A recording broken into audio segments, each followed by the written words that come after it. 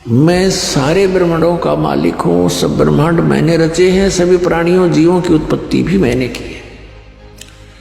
फिर सारी कहानी बताई कि यहाँ से वो जो वहाँ दुख पा रहे हैं काल के लोक में, वो कैसे वहाँ गए कि तुम सभी यही रहा करते थे। ये सब के आपके मकान, ये स्थान खाली पड़े हैं। जितनी प्राणी वहाँ गए हैं, चींटी से हाथी तक, रंक से राजा तक, ये सभी यहाँ रहते थे। ये सारे खाली पड़े इनके। इनमें मस्ती लगी, सुख था घना।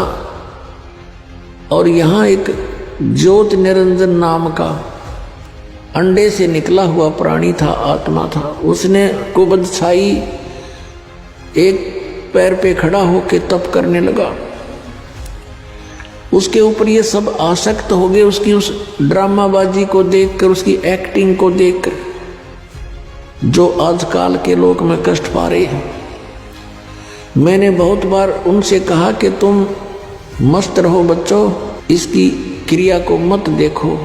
ऊपर से तो वो सावधान हो जाते थे, अंदर से कसक घनी बन गई, उस पर आसक्त हो गए, हृदय से चाहने लगे।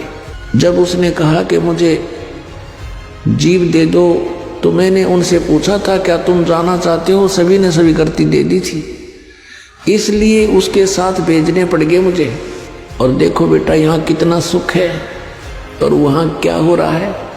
कभी फ्लड आ जाता है, कभी अकाल गिर जाता है, किसी की रोग से मृत्यु, कभी महामारी फैल जाती है, कहीं जल उपलब्ध नहीं है तो कहीं फ्लड ही फ्लड है।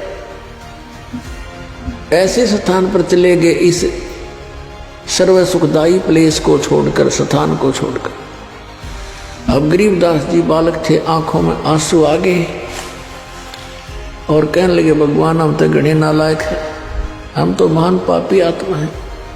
हमने देखो एक कैसे भरी थाली का ठोकर मारी, यहाँ सब कुछ उपलब्ध है, हरे भरे बाग हैं, सर्व यानी सदाबहार फल फ्रूट हैं, सदाबहार बेल हैं, दूधों की नदी बह रही है, और हम वहाँ उस कंगाल लोक में चले गए और कहा भगवान मुझे यहीं रख लो दाता, वहाँ मत भेजो। गरीबदास जी से कहा बेटा आपको जाना पड़ेगा, आपके भाई बहन हैं, वो काल से भ्रमित है, उनको ये ज्ञान सुनाना अति अनिवार्य हो गया। तब गरीबदास जी ने कहा जो आपकी आज्ञा पर, मेरे साथ रहना मालिक, बहुत गंदा लोक है वहाँ, तो विचलित हो जाऊं कहीं मैं परमात्मा। परमेश्वर ने कहा बेटा घबरा मत, मैं तेरे साथ रहूंगा। ज्यों बच्चा गऊ की नजर में, यूं साईं को संत, और भक्तों के पीछे फिरे वो भगत वत्सल भगवंत।